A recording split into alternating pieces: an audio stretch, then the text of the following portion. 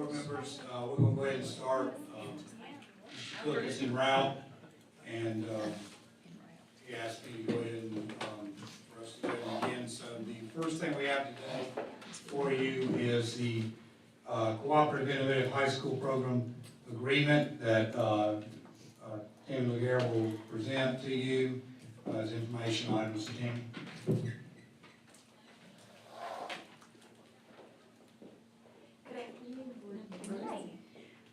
I'm just reading to you this afternoon the Cooperative Intervention and Innovative High School Renewal Form. This is an agreement, a partnership agreement between RCC and Ramsey County Schools, which allows the students at the early college to take CCP classes at RCC in the 9th and 10th grade years, as well as stay at the early college for 5 years in order to graduate with a high school diploma plus the associate's degree. Now, students at the traditional high schools cannot take CCP classes until the 11th grade. This renewal form was submitted to DPI for 5 years. It has to be submitted every 5 years. And the last time, it was March of 2018. And it was submitted on Friday. And it will run through April 2029. Any questions? So board members, as mentioned, it's a 5-year agreement and very special school that was started years before my time, and we will continue to monitor. Thank you, Tammy. We'll continue to monitor this. It's the same exact form we submitted back in 2019. So we will continue.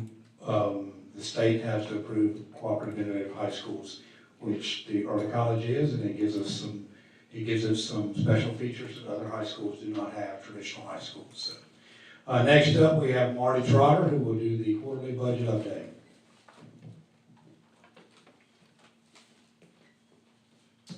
All right, good afternoon, board members. In your packet, you should have a copy of the third quarter update for finance and budget. I'm just going to go through that. I did share this in a little bit different format than what you've been seeing in the past, but if you need something more or want more, just let me know and I'll do that. But I thought a comparison from prior year to current year may be just as beneficial. So as we go through the slides, some of the things we'll talk about are revenues and expenses for state, current expense, funds 2 and 8, federal, capital outlay, and AT tax. I'll also show you some information about charter school enrollment, cash balances, and here you should watch and certainly entertain any questions that you may have. So looking at state revenues and expenses, for 23-24, the allotments, the year-to-date allotments was $121,254,744. That's $5,940,071 more than last year at this time, or a 5.15% increase. Year-to-date expenses was $91,184,487, which is $3,159,099 more than previous year, or 3.59. And the third quarter expenses was $33,893,594, an increase of $2,277,570, or a 7.2% increase over prior year.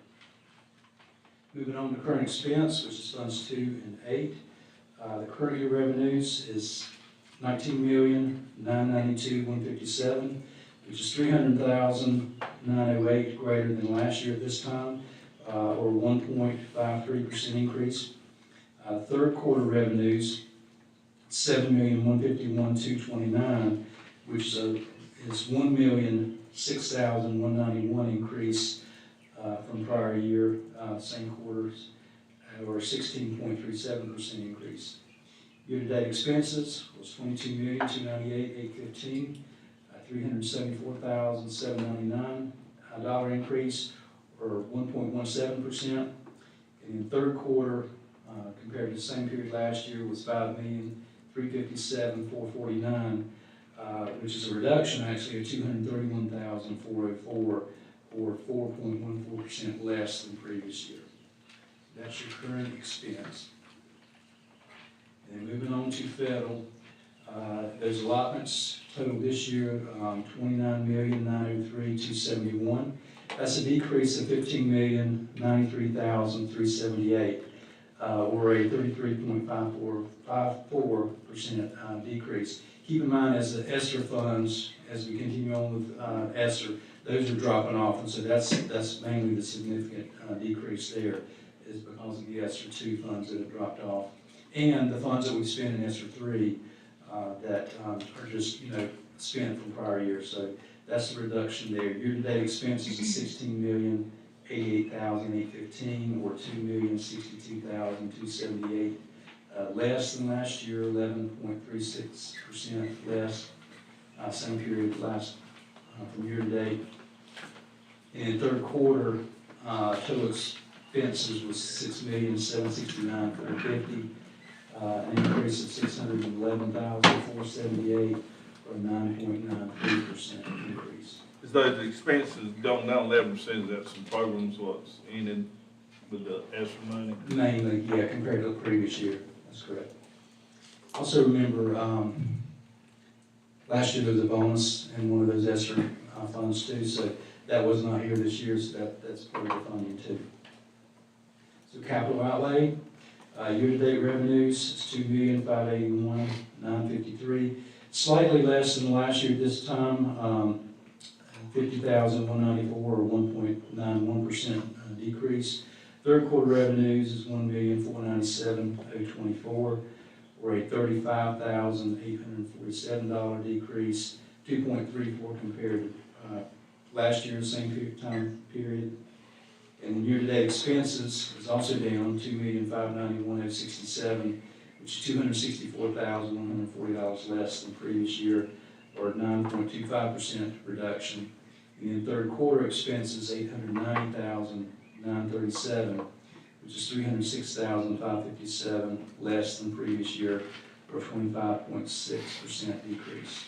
And that's A lot of that just depends projects, small projects. When projects fail, that sort of thing. Yeah.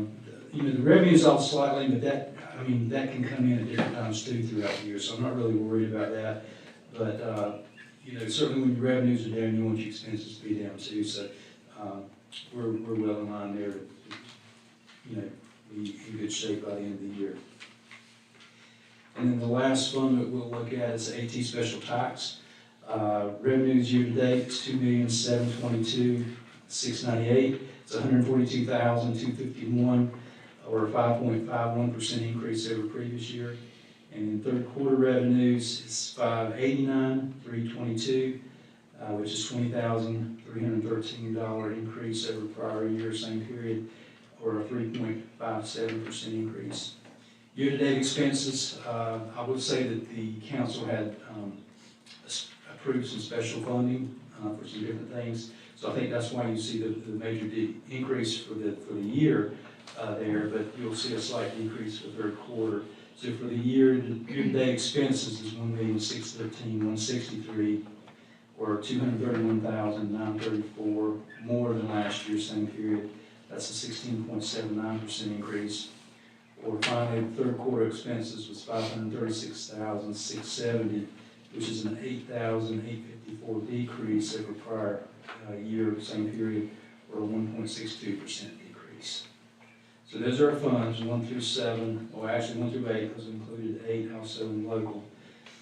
So any questions up to this point? I was, on the AT tax. Mm-hmm. I know Dr. Gainey and I said something to him about it. And I don't know what you do. I mean, it is what it is, That's not an animal that, in some ways it's great if you're there. In some ways it's an animal. And, but I had one talking to me about field trips and stuff like that. I mean, sometimes I think that group oversteps. I'm just to say, I mean, they were like approving some field trips, and I'm thinking, what are you doing? I mean, it's like, that shouldn't be, unless they're, I guess, paying for some of it up there. I don't really understand. Maybe they're just paying for it, they can't approve it. something. I know, but it's, I don't understand how it works sometimes, to be honest with you, but, have they ever invited you, I know you're busy, but like a meeting to ever sit down and, I mean, I don't understand.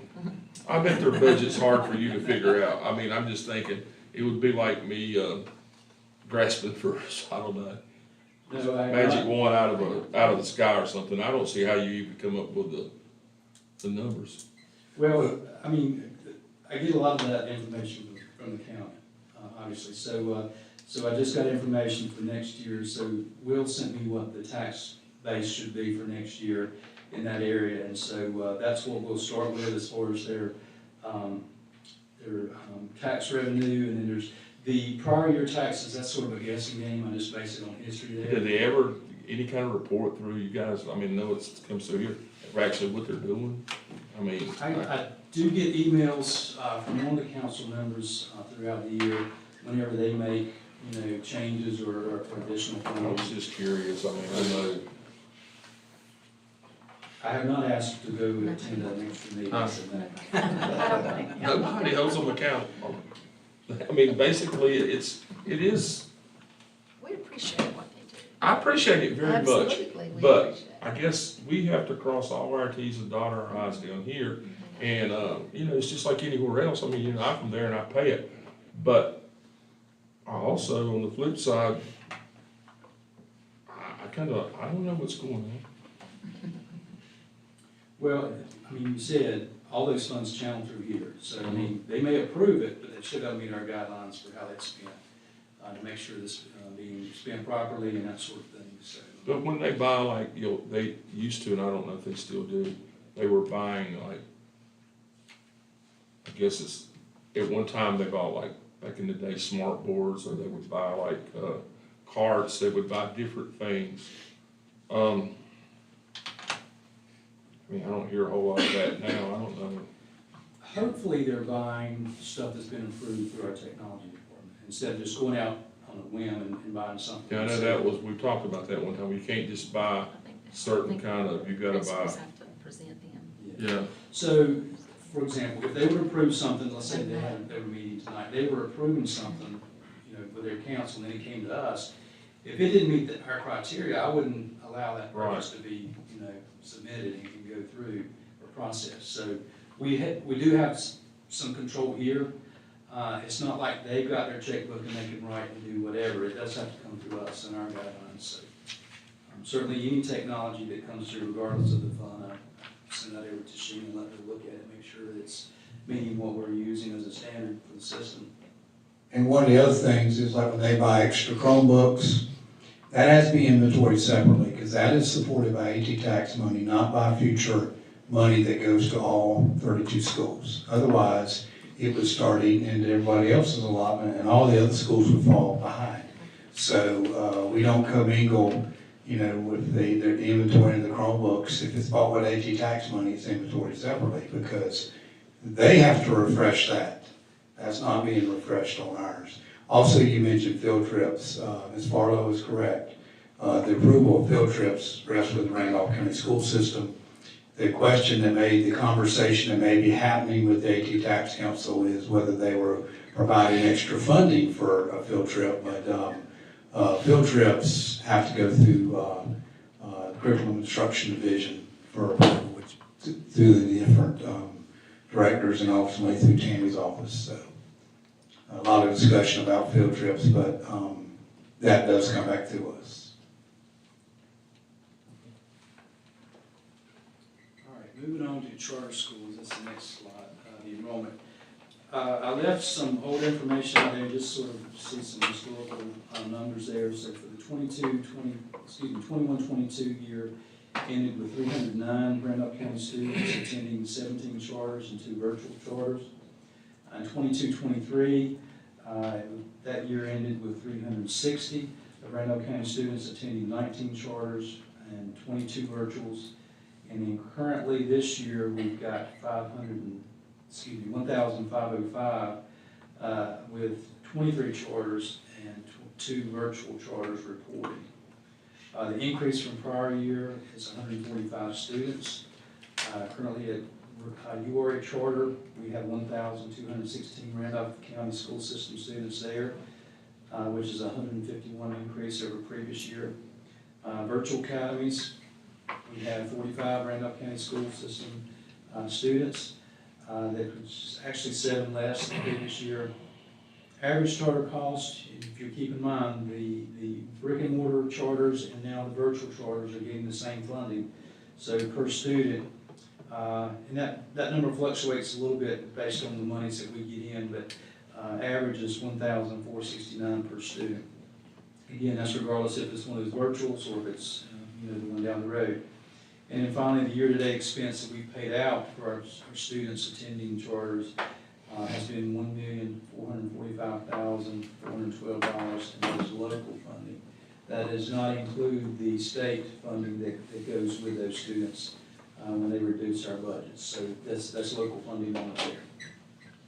Is this increase mostly like kindergarten, first grade, or just across the board? Just have to look at it. I could go, you can go back to when they added 6-8.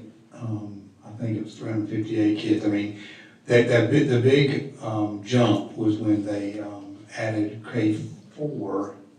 I think they did 5 by itself in elementary, then they did K4 one year, and that was like 400 and some students, if I remember right. So I think it's going to continue as long. I mean, it's going to continue. They're there now. They have a complete campus, and one of the things out there is school choice, and that's a big conversation. And the interesting one to me is the 2 state virtual charters. That's just very intriguing to me because they've come up for debate multiple times at state level, and we've kind of held in there pretty strong in the number of. That's not moved a whole lot, but I don't know what URA charter has. Some reason, I think Dr. Costelli told me they have a cap of, I think, 1750, but I may be off on that. That may not be accurate. So there's a cap at some point they can't go over, but I don't know. I can't remember what it is. For some reason, 1750 sticks in my mind, but that will be K-12, my understanding. So. If a student comes back, like if they go to your charter, then they come back here, like, do you, like if they started, your charter, come back like middle of the year, is the money, do you get it back, part of it? Or? No, they bill us monthly now, so depending on the student, the number of our students, basically we get a roster and we verify that they are our students, and then we pay based on those numbers. But it's a monthly payment now instead of, a couple times. It wasn't, used to be twice a year or something. That's correct. Yeah, once it was gone, it was gone. And Marty's not going to say it, but his staff works extremely hard on that monthly roster to make sure the students are, they just do it, but it's a lot of work to make sure that the kids they're claiming are there, and no one's doing it on purpose, but if you don't watch it, you'll miss a kid who's back with us. So I appreciate the state changing that process instead of once it was gone for 6 months, regardless of whether the child came back 3 days later. Now at least it's monthly. But his staff works extremely hard on that, and I appreciate his work and their work to make sure that we are only paying for the students who we're supposed to be paying for. And I'm sure they're doing it on the other side too. So I'm not saying anything negative towards the charter school staffs or the staffs at all the different charter schools, because they're responsible as well. And finally, a couple more slides, but cash balances as of March 31st, 24. Current expense is $4,722,536. Capital outlay is $1,842,028. AT tax is $1,601,250. Child nutrition is $6,641,293. Just to note there that flat cash does fluctuate throughout the year based on timing of revenue and expenses. I know this month actually, AT tax is paying out their supplement, so that'll take a chunk of that 1.6 million that's sitting there in cash. Then as we move forward, there's some areas that we're going to continue to watch, and one would be the legislative budget action that happens in the short session. We'll keep an eye on the salary and benefit increases and make sure we've got enough budgeted there based on what their action from last budget year. And then we'll continue to watch the charter school funding. I knew Representative Biggs reached out to me about some work that he was doing. Charters are requesting some of our Fund 8 funds. And so I explained the different categories that we have in Fund 8. While they're in Fund 8, I guess I stepped out on a limb, Dr. Gang, and I said, if these are gonna start rolling over to the charters, we're gonna quit doing all the work that we're doing to create that money just to hand it over to the next group. They can do the same kind of work we're doing to get some of those revenues just like we're doing. So we're just keeping an eye on that, and then certainly the fourth quarter expenses to see where we're at. Overall, I think we're in good shape for the year. We've got ESSER winding down, and so we'll keep that in mind as we wrap up this year, and then have some spending in the first quarter of next year, and then we'll be complete with the ESSER funding. So any questions? Board members, one of the things I would encourage you to do, I don't know what conversations you're in out there with legislators, but it has not changed, and we're going on, it's been 11 years here. It's no different, it's continued on even before that time. We always come to the wire on transportation money, technology money, and EC money. And any conversation you can have, we're having them. Obviously, when Marty puts up their salary and benefits, that one doesn't bother me at all. Doesn't bother me at all, because two things. If our employees are gonna get paid more, that's great. And if the benefits are gonna keep rising like they need to keep up with what's going on out there, that's great too, because our employees are being taken care of. So that one doesn't, I mean, we'll struggle to do whatever we need to do to make that go, but, and be excited about whatever they do in Raleigh. But the big thing, transportation technology and EC funding continue to be underfunded, and that's not anything they wouldn't say, they've heard me say before, over the past 11 years. That started way back. So just, I encourage you when you're having those conversations to, if you, please encourage to include those topics, because they come to the wire every year. So we'll be June 30th, the wire with those areas, particularly EC and transportation, because if you think about it with the technology, we have a limit of what we can do. But it's unbelievable that the amount of money we're getting in technology is $418,000 this year, I think, is the dollar figure. And back in 09-10, it was $646,000. So that doesn't even make sense to me. It doesn't even begin to make sense to me, being what's happened over time.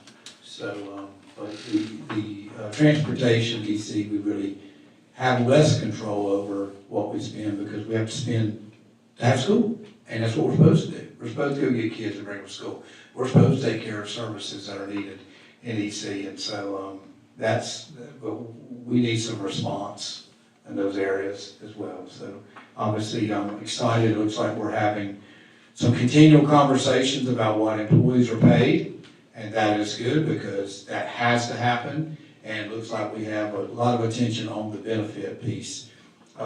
Just 12, 13 years ago, the state retirement system was in a pretty tough spot. And if you look at the retirement percentages, what's gone up over time, it's continued to increase, and that's a good thing, because our employees need to be taken care of, so. As do our students. Do you think, I did talk about legislators and all, I'll tell you one that really concerns me a little bit when I think about it is, since the state superintendent that got beat in the primary, Ms. Truitt, I know she's probably, I guess once you get beat, you kind of checked out to a point, but I don't know, but I worry about public schools a little bit, that I don't understand why, and I mean, I'm just gonna say it, I don't understand what people are thinking. It's like, if you want me to fly an airplane and all I've ever done is drive a bus, we could be in trouble. I do worry about that come November. It's just a fact. I mean, you've got someone running for the state school superintendent.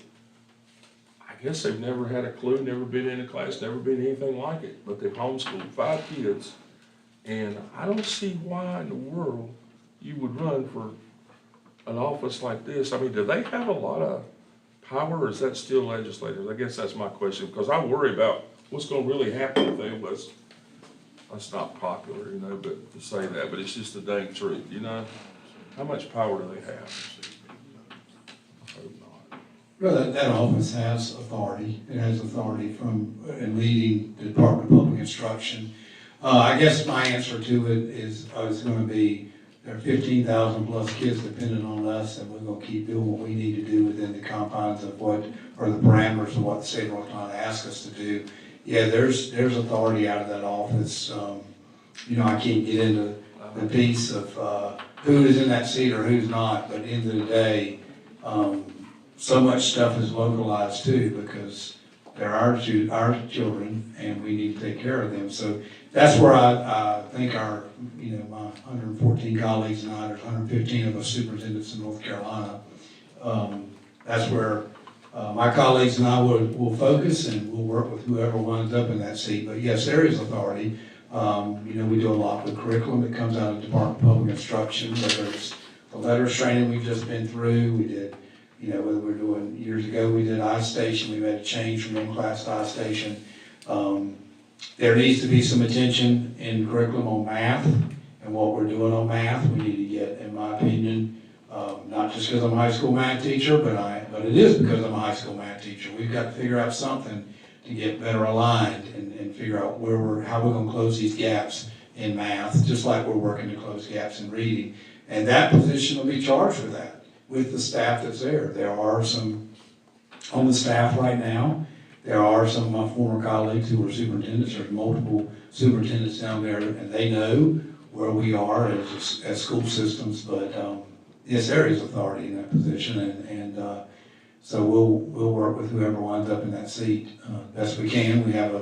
I've got a superintendent meeting next Thursday in Asheville with Superintendent Truitt, and we'll continue to work with her as long as her term is active, and I guess that goes through, I think it goes through December, but I don't really remember where the changeover occurs.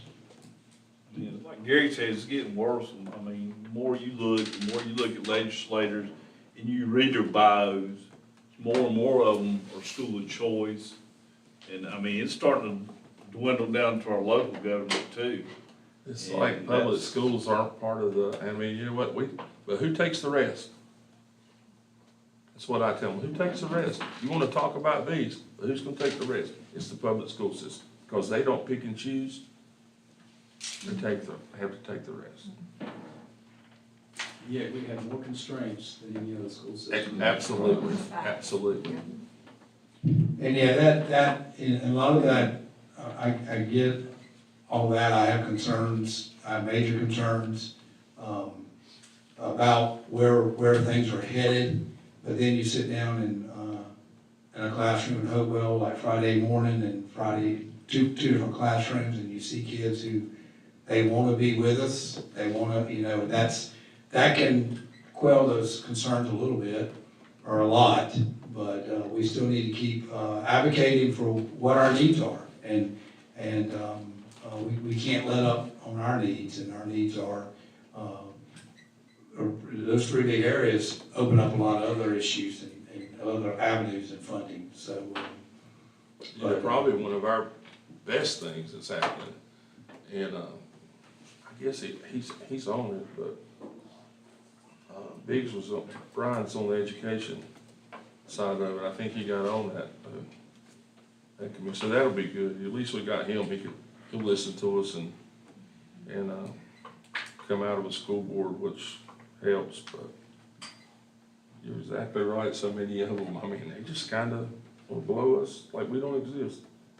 Well, at the end of the day, years ago, I was dealing with something at my last place, and I just reminded some people that there are a ton of students children who believe their school is the best thing. They look forward to going every day. And we've got to keep that spirit going, because we have to make sure that we're embracing them and welcoming them, and they're safe, and so we'll continue to do that because school is a special place to many, many kids, and obviously many staff members as well, but our job is to take care of the children in the county that come to us, and we're gonna do that.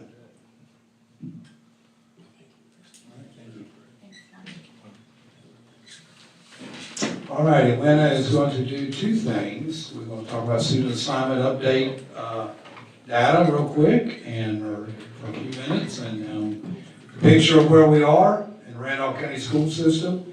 Board members, this report started in the fall of 2013. I remember the board member who requested we come up with something to give a quarterly update to the board. It's served us well. I want to remind anybody watching the board meeting, this report is posted on our webpage. It was just some of the information. A big column to look at is the percent full, the third column or fourth column from the left if you count the column with school names.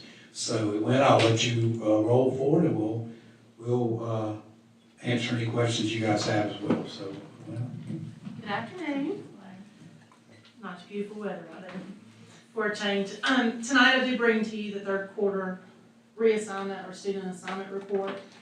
Please take a note at the bottom that the enrollment numbers that are reflected in this report are the enrollment as of March the 28th, 24. And we'll talk about that in just a second. Also want to remind you, when you look at enrollment numbers, we have 6 schools that have pre-Ks. Their pre-K numbers are included in that enrollment number. Level Cross, Liberty, Ramseur, Southmont, Tabernacle, and Trindale. So when you see that enrollment, that is inclusive of the pre-K numbers as well, when we look at those capacities. So again, looking at capacity, you have a capacity list, enrollment list, and that third column is the percent capacity. Just want to remind you that per current procedures, any school that is 95% greater, we do look at denying those new requests. Right now for this report, that is at Hopewell, which is at 98%, and I believe they have maintained 98% all year. Another school to look at that this time is in yellow, and I want to explain that because it dropped to 93%. The past report was 95 and 96. Is that your high schools had early grads. So when you have students that are early graduates, they are now no longer enrolled. So all of your high school percentages show a drop in this report due to the early graduates also enrolling. I did look at the number of early graduates for all of the high schools, and for Randleman, they would have been at like 94.4, so it would have rounded down to 94, so it still would have been yellow. But did want to bring that to your attention and explain why, if you're looking at those high school numbers, why some of those look maybe a little significantly lower than normal, because of reporting after early grads have already been graduated. So the fourth column is our mobile units. Again, just want to bring your attention to the one listed beside Trinity Middle School. Those 4 are still on the campus of Braxton Craven. So we have 80 total. And then again, as a reminder, we own 69 of those and rent 11. I think that's correct. And then finishing out those columns, as a reminder, the fifth column there, that reassignment, those are students that are attending the school that are domiciled in the Randolph County school system, but not in that assigned area. So using Archdale Elementary as an example, they have 11 students that attend Archdale Elementary that are by their residents domiciled to go to a different elementary school within our school system. And then the next column for the negative, the 56 reassignment, that means that there are 56 students that are domiciled in the school attendance zone for, again, your school, using Archdale Elementary as an example, that are attending other schools within our school system. The next column is the releases. Those are the number of students domiciled in that school that have been released to another public school unit. Again, as a reminder, that does not include private schools or charter schools that do not need releases to attend those, or homeschools. And then the last one is the number of students that are attending us that are domiciled in another public school unit like Davidson County, Guilford County, Montgomery County, that are attending the respective schools. And that last column is the net loss or gain per school. And if we go across the bottom, if I did my math correctly, The reassignment and, numbers should equal, so we've got 1,029 students that are attending a school that they are not domiciled to attend, that are Randolph County School System students. We have a total of 414 students that we have released to other public school units, and we have, admitted 376 students, which puts us at a loss of 38 students.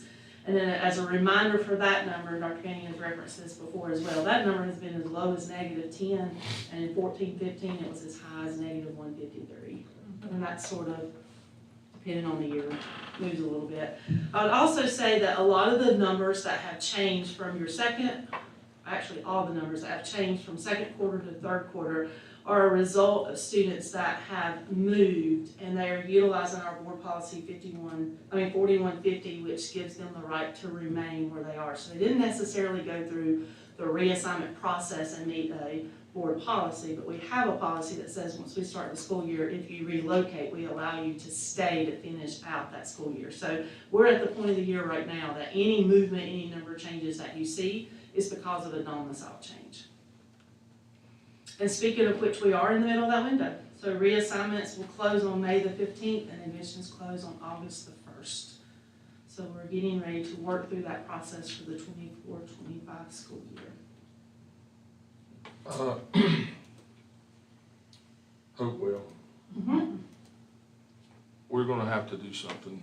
We're gonna have to, stop letting people go there just because they want their kids in Spanish immersion and come from outside. They're not gonna have the space. I don't know if like fifth graders, fourth graders, if as they move on, if you don't let others in, will that drop your numbers some, you think? But at some point, you got building going on over there. You got new houses and all. If we're not careful and we don't nip it, it's gonna be out of hand at Hopewell.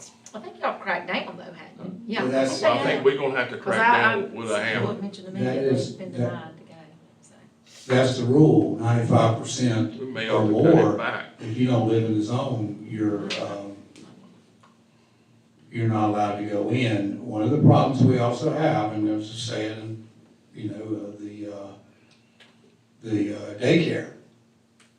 We get people in the daycare, and then, when it's time to go to school, they want to stay there. And, Hopewell is a concern.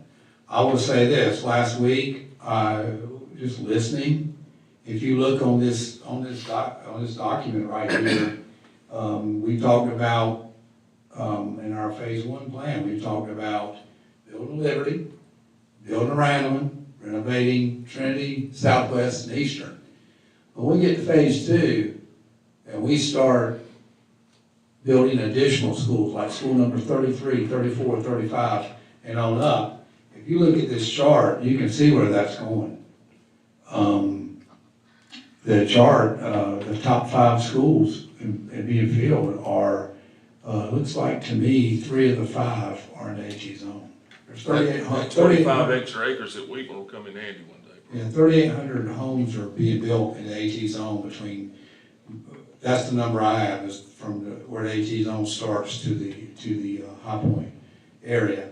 So, yes, we're gonna have to, we've got some, and I understand, it's not gonna be very popular, but, Does the daycare take up classrooms for students? 2 classrooms.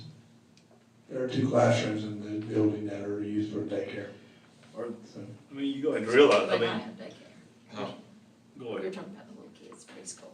You're talking about I was preschool or thinking after-school about, daycare. do they have like a all-day daycare? Yeah. That's what I'm talking about. I'm just Yeah, curious. there's And it takes up 2? one yard. That number in the daycare is not counted in that 98%, Three though, is rooms. Correct. Three it? So they're really more than 98% then. in the building, Okay. yes. So if you didn't have it all there, that's 2 classrooms, that's 60 kids. Are they close to But mobile they're not in units? there because they're not enrolled Right, as a but- preschool, yeah, so they're not counted in the census. So the, Correct. Next Is year. that quick? Marshall Ball might have it. So would this be part of that possibly realignment, reassign, kind of rezone look too? Well, yes, part of the rezoning and the looking at student assignment It hasn't reached, it reaches all over the county. Now, here's the piece about the AT zone. You know, you're looking at Archdale's 89%, and Trinity Elementary's 87, John Lawrence is 77. Before we move too much there with all the growth, we probably need to see what's going on there, but that'll come out in that work. But also in that becomes, you know, can we move some addresses to Farmer to get that from 47% full on up? Can we move some addresses to Franklinville to get that up from 51? You know, that's what that work's gonna do, is look at where can addresses be moved. I would tell you, I'll be curious when we get into that, what the guidance is, because, you know, if you move addresses into Archdale at 89%, no telling before you're gonna be over 100 there. One thing I heard, I wanna correct something I heard last week. I heard that Randall Elementary was over capacity. Randall Elementary is not over capacity. Randall Elementary was over capacity back in 13-14. It was 128% full. That's why we moved the 5th grade to Randall Middle, because by the way, Randall Middle was only 68% full at the time. But now if you look right there, and if you look right now, Randall Elementary is 75, Randall Middle is 69. So, you know, those are kind of some of the misinformations out there that I encourage anybody who's watching or listening to go to the website and look at this document, because it's, you know, we've been charting this every quarter for 11 years now, or this is the 11th year. So we've got a lot of work to do, and it's going to be some hard decisions because, and not everybody's going to be happy, because you look down at Wheatmore High School is 60% full. But now look at Trinity High School is now 82% full. In Trinity High School, I don't even remember what their percentage was 2 years ago. But I do, huh? They had less students a week. And I remember 40 or 50. the last reassignment or realignment in Athletic Association, Trinity High School was barely 2A. They were one of the smallest 1As, and now look what's happened. But then it's still not 655 students, but it's surpassed Wheatmore High School, and the building has a bigger capacity. Wheatmore, let's see, Wheatmore is 1,067 compared to 796. So, all the building going on in the AT zone, Ms. Whitaker, there may be some people who are looking at Trinity High School may have to go to Wheatmore High School. They may be able to look out their window and see Trinity High School, but they may have to get on and go the other way, because we're not going to be able to, that's going to be some recommendations I'm sure will come, because, you start filling up campuses with mobile units, but then you have a high school down the road that's 40% of its seats sitting up. That's what I'm saying. People up in their area, when you start talking about putting mobile units on their elementary grounds where we have in the past in other parts of the county, they ain't gonna like that. They ain't gonna want it. You just said to me, I don't think anybody else heard it. Did you tell me Hopewell's gonna have to have 2 mobile units? Yes. This coming year? Right now, if the situation is in, 2 mobile units. So, there's gonna have to be some, and I know as I say this, it probably won't make people happy, but, 2 mobile units, that may not be exciting, but also you asked how many classrooms are used for, So how do you explain having a daycare in 2 classrooms, but you put kids that go to school in that district, you put them in a mobile unit? That's a tough, I don't know how you answer that one. I mean, I honestly, we don't, and I know that's a perk, I get it, but we don't have another school in the county that has a daycare like that, I know of, do we? But then you asked, Mr. Bowles asked the question, and I'm looking here, 8 mobile units at Grace Chapel, 2 at Archdale, 2 at Coleridge. I don't think the ones at Coleridge, I can't remember what they're being used for now, but they may be, they may be used, may not. Randall Elementary, back in the day when we started down this, back in 13-14, if I remember right, Randall Elementary had 15 mobile units. That's what. And we got them all to the end of the building so you can see from the road. We had some behind and some of the ones you can see from the road. and we were able to, that was part of it, and it's come on down. That's one of my questions on these mobile units. I mean, just sitting here looking at it, I know a few of these schools, if you took the mobile units away and put the kids in the brick and mortar, be at capacity or over. But then again, like you say, I know some might be used for special projects. I mean, we're sitting there looking at Frankenville with 2 mobile units, but they're at 51% capacity. My question is, why are we paying upkeep on mobile units when we're looking at a school with 50% capacity, unless they're used for some special project? And, Well, they're probably because we have 80. oh, just leave them sitting there. We've moved out a lot of the lease ones. Yeah, I know we have over a couple of years, but that's what I'm saying. On these mobile units, what's used on a daily basis for classroom instruction. How many kids do we average, say, is it 20 kids, 25 kids?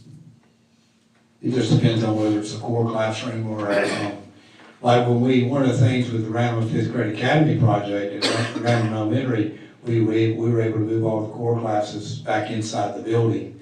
Because back in 13-14, we had core classes out there and instructional support classes. But to my knowledge, there aren't any core classes at Randall Elementary. It's not gone back the other way. So to your question, Mr. Wolves, if it's a core classroom, then it's whatever size class it is. But if it's music or art, then it could have a bunch of kids in that. Just what I'm saying, what people realize is, there's 10 mobile units at Southwest High. And say you had 20 kids per day, that's 200 kids. And then if you throw them back in a brick and mortar there, you got another high school sitting at capacity. And, I just don't think a lot of people realize that, Well, the only part of these schools, these mobile units, or you take the mobile unit out, they're at capacity, correct? Well, it depends on that. No, the capacity, it depends on how they're using those 10. Those 10, maybe they're gonna be on them and they just haven't moved them because there's nowhere to store them down here. Right, right. But I will tell you, the one I know where the 21 at Randall High are used. They have to be used every day. I mean, that's, Right. that's We just like know that. that's like a wing of the school. The other ones, there's debate on, I just think this is a little bit misleading. It is. It's When like people look at the mobile units, Yeah. and then you're sitting there in school at 60%, they're trying to figure out. and they're saying, how's the school at 60%, and they're still got 8 mobile units out. well, it goes down to that, we own 69 and we don't have anywhere to put it.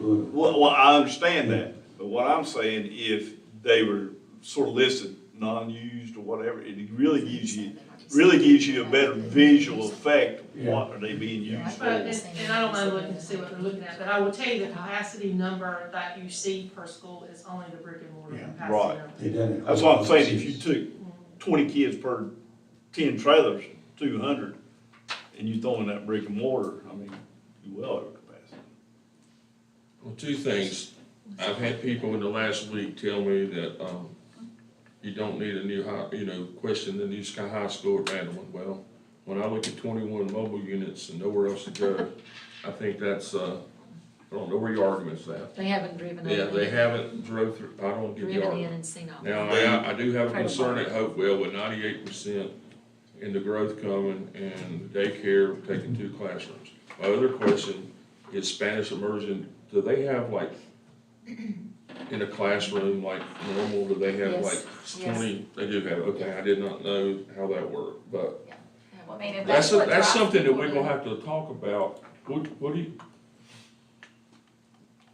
I don't know. I mean, because parents coming in and sending their kids to that school, you're gonna have to explain to those parents, why am I in a mobile unit, but yet you got a daycare taking, yeah, is that gonna make people happy? No, but how do you explain that? That's, I don't know, that's something we're gonna have to deal with. Unless you move the daycare to a school that's less, and you're just opening up. Is that like I don't know the word I'm looking for is, how did we get to that point? I don't know, it's here when I got here. I mean, it's sanctioned, it has the sanctions that the state's been, That's exactly where it comes It's from. been You're there at exactly least right. That's where I thought, I could tell 12 you where years, it I comes guess. from. It's an old principal's daughter, it was made there It's our for county her to have a commissioners whole get house, copies just of like this. Spanish immersion. The Or county they have commissioners, special- they see this It piece It is. that we're It looking is at now. because they let teachers choose 90% of it. And the reason I'm asking is because assuming that the county's gonna double in size in 10 years. Starting next year Randolph, going up to Liberty, coming back across to AT and down to Randleman, that's probably gonna be the majority of the population growth, give or take. I mean, that's what it seems like. Every school in that area is already at least 70% capacity. So, you know, give them, you know, I'd like for them to at least take a look at it and say, look, you know, we need to be, Well, this is gonna be part of the work with, as we get into that next phase. As far as, and that next phase is gonna overlap the phase that we've just had approved, because we have a little bit of time to deal with our existing buildings, which, part of that deal with our existing buildings is, how do we balance the use of our current seats? Like, can we do something different at Farmer to fill it up more towards 506, where it's at 47%? So that's part of that conversation about using our current seats, because then it's getting ready to, we may use our current seats and still build a school in that same zone or region, so. So there's a reason Farmer has 8, like, reassigned, and Southmont probably has, let's see, they have 66. You gotta wonder where they're, Maybe How Farmer many needs to should go add to Farmer? Spanish immersion. maybe they should add a And then daycare, that we will could make get you. people wanna go there. Yes. Do you think a lot of those, I wonder how many And daycare. actually Southmont should be at Farmer? We looked at the number was not, we pulled it months ago when that came up, and it was not. I was just curious how they got 66 at Southmont. What was it, daycare, not daycare, Transportation. no, it's not, transportation's not a reassignment. There's another thing that somebody keeps quoting to me, transportation, that's not one of our reassignment. It's, what's it called, Atlanta? It would have been probably childcare. Childcare. I looked at Childcare. the reasons at the end of first quarter, and for Farmer specifically, over 50% of the students domiciled to Farmer that are not attending Farmer were employees' children that were going with them. And there were only 11 due to childcare. And see, that's what we talked about, Mr. Lanier, because there was a different day on that too, because of people coming in, and you remember, we thought we were gonna find what, I think you and I talked about, you know, people coming into town to work. But we were kind of taken back when we found that, because I think you and I talked about it several months ago and looked, and we were really like surprised. So. Dr. Gainey, just an observation, take it for what it's worth. But Liberty Elementary, I think, you know, whenever you mentioned Randallville Elementary at 75%, and you said, okay, it's not, you said that people said, oh, it's over capacity, and obviously 75% not being capacity. Then we look at Liberty Elementary at 69, no mobile units or anything like that, and obviously we're talking about, you know, building a new school there.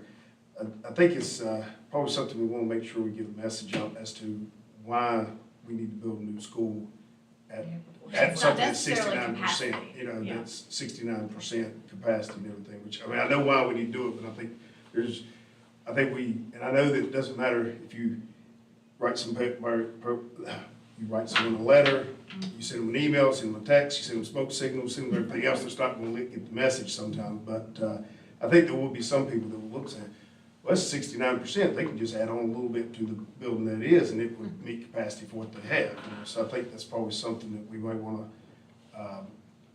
if we're heading in that direction, which certainly looks like we are, we need to really, put that out in the public a lot as to why we're doing that. Without a doubt, it's the facility. Yeah. It's not growth, and I've never said anything about it being growth. Growth's the next thing.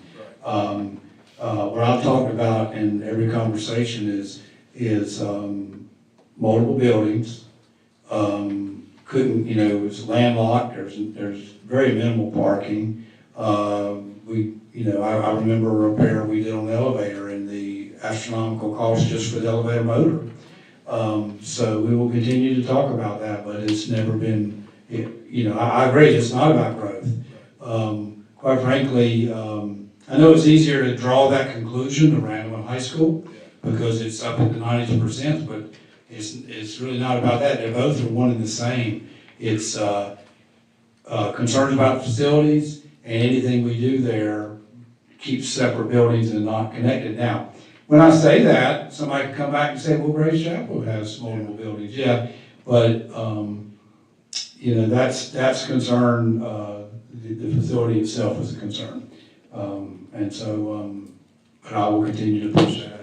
But, you get to look at it, this day and time, school safety is promoted. Yeah, you can't go out and build all new schools at one time. Like you say, you got multiple buildings, and you can ask Dr. Gainey, I probably hit him up for the last 7 years about Liberty. Last time I went there and walked through the school. It's an older school, and it's time for that. Location's terrible. Yeah, and it's no different back in the day when they replaced Farmer School and replaced Coleridge School. It's no difference. You're talking about schools that are 60, 70 years old. Well, and when I presented to commissioners, I'm not saying any of this is easy at all on communities. Just like putting out there that we need to take Braxton Craven School down. I'm not gonna say that's easy and everybody should understand it, everybody should be happy about it. I know a school in the eastern part of the state I'm not happy about, that I've learned about its fate.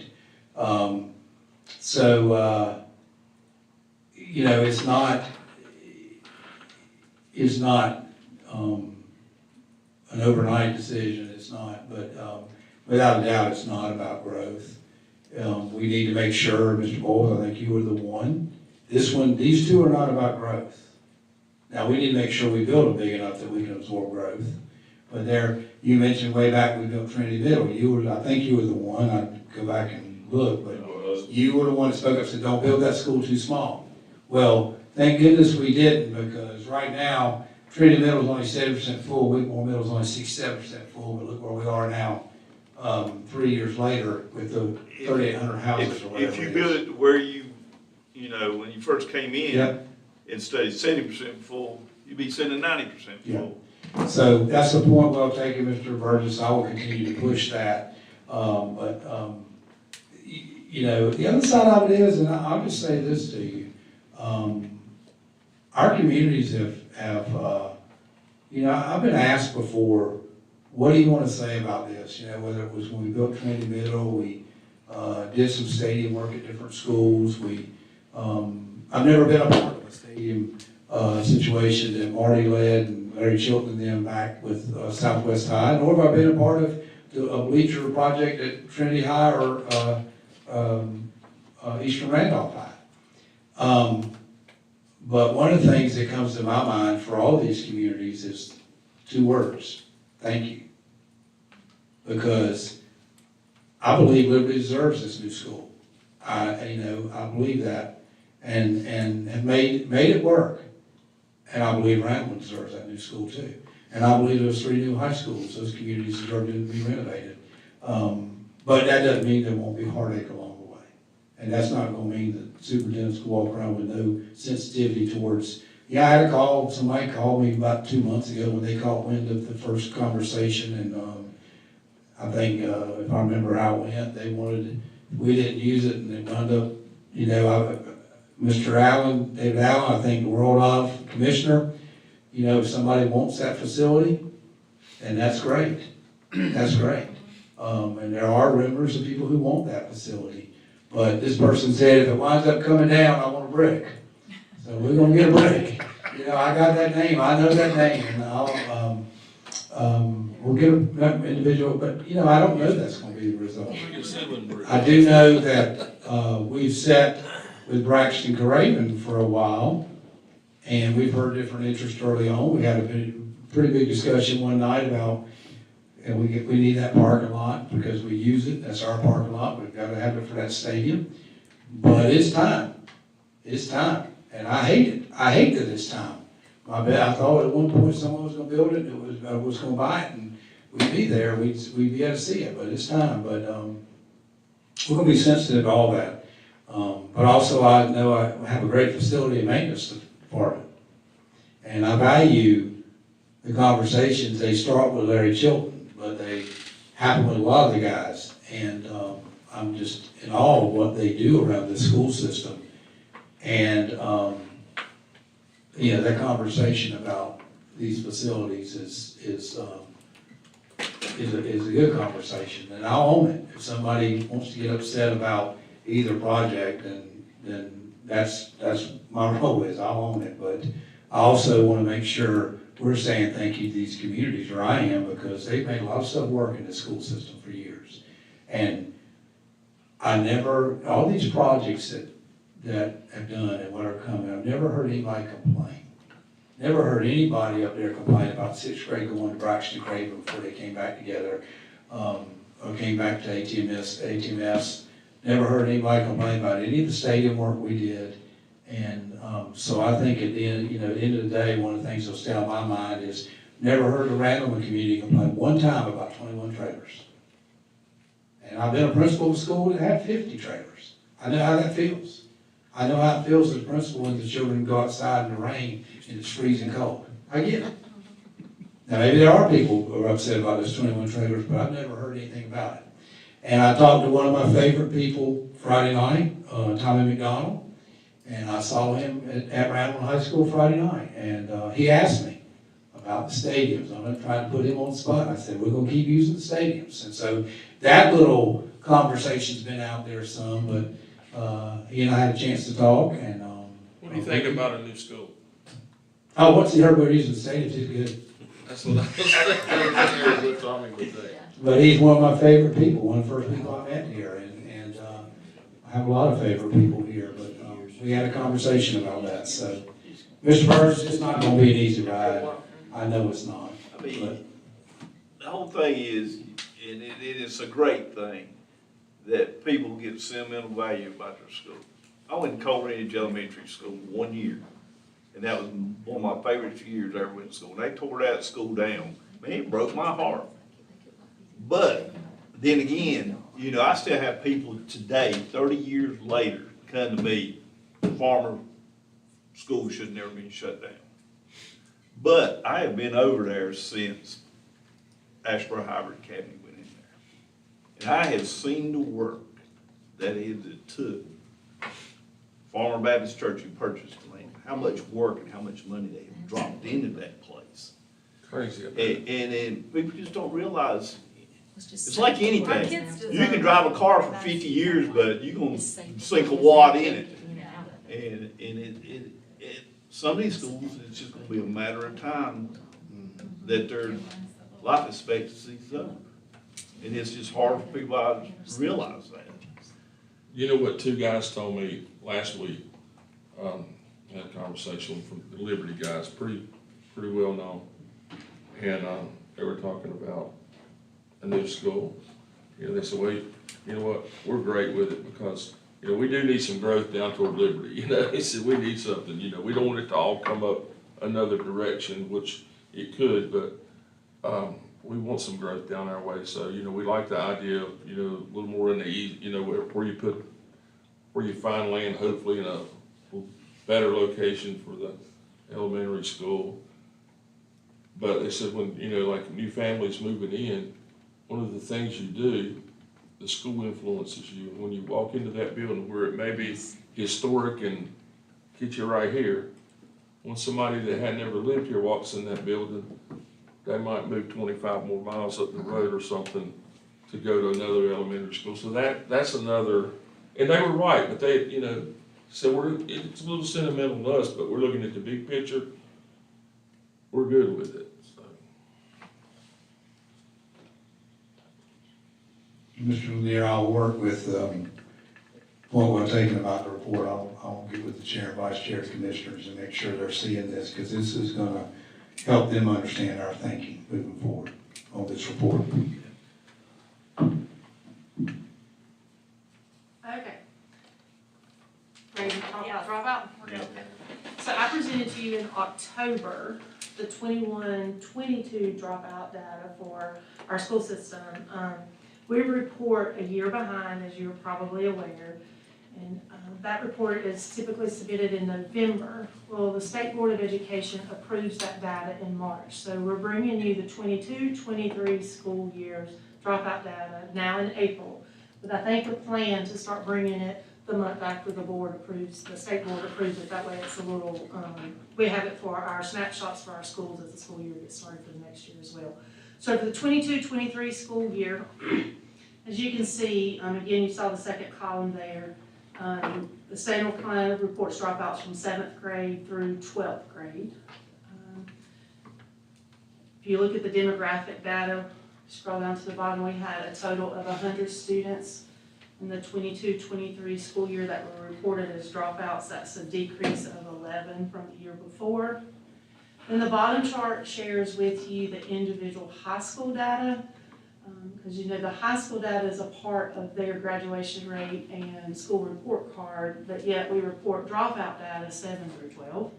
So the last column reflects any 7th or 8th graders in our system that were also reported as dropped. So we had 2.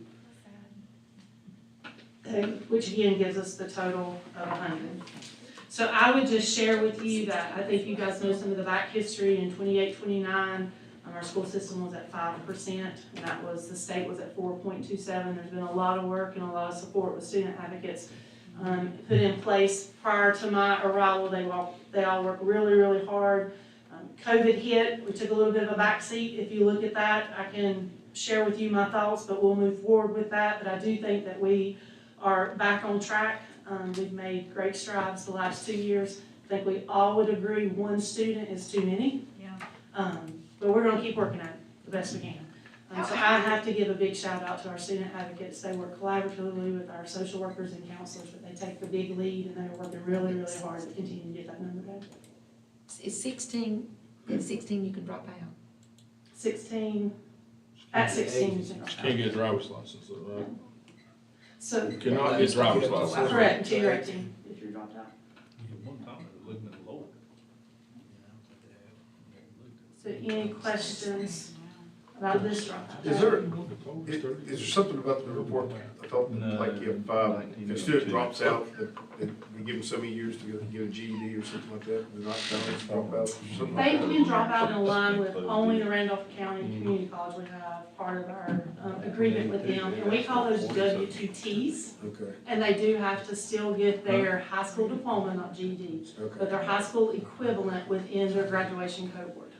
Oh, And okay. if that's the case, we do not count them as dropouts. So we follow them, and then if they don't get it within that time span, then we do still have to. So if I dropped out and I should be graduating this June, but I got my, well, not GED, I got whatever, 2 years later, it still counts as a dropout. Correct. Okay. You're outside of that. I just actually signed the high school diplomas. They come over every year from RCC, and there's a part where I have to sign, I just sent those back over the other day. So, and that's one of the MOUs that we'll be bringing, so we bring every year with the adult high school diploma. All right. Thank you so much. ma'am. Yeah, and that report, we are trending in a good direction again. As Wena mentioned, COVID, the 2021 year, which was what I thought was the biggest year with that. A lot of things happened there. I'm not gonna blame it on one thing, but, or even blame it on anything. It popped up, and now we're trending back in a good direction. So board members, the last thing I have for you tonight is our scheduled events. A couple of things coming up. I'll be formally presenting the budget May 28th to the commissioners.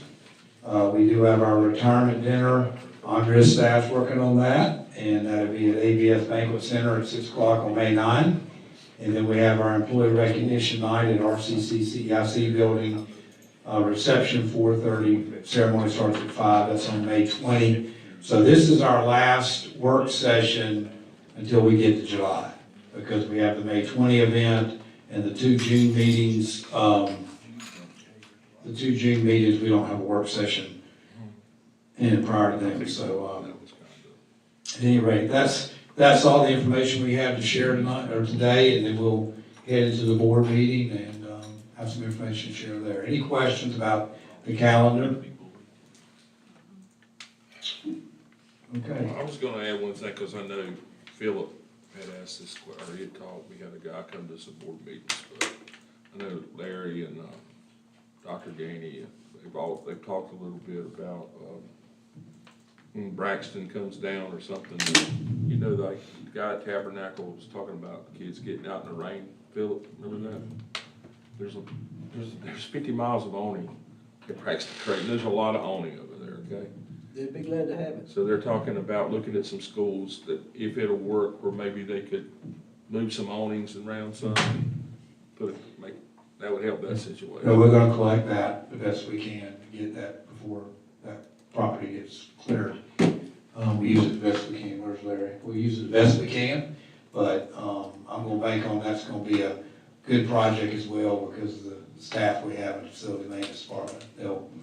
They'll figure it out, but, we'll do, Just we'll try put all to those, repurpose it. put all those bricks up in my place and I'll sell them. Yeah, you talking about all the, I was eating breakfast at the church the other Sunday, and I got hit up from PTO principal at the Tabernacle about the school bus. Well, and that's, we're gonna work at it. We're gonna try to repurpose that, Mr. Cook. I know we talked the other day, we're gonna try to see what we can do to repurpose it. I think we need to monitor, I know we kinda didn't, I don't know what we do with Hopewell, but we probably need to get a pretty clear picture of that. I mean, that's a tough one. Mhm. It is. It's probably the first place this growth issue is really landing, with some real challenges. We've got challenges, you see that chart, the challenges are growing, but that's the big one. Well, you'll have a bunch, I'm sure you always get a lot of requests to go there when you, at the percentage when you start saying no, I mean, they'll be hitting the fan this year probably. It's, but I don't see where you can say anything else but no. At least I can defend it. All right, that's all we have as staff, so we'll be back for the board meeting.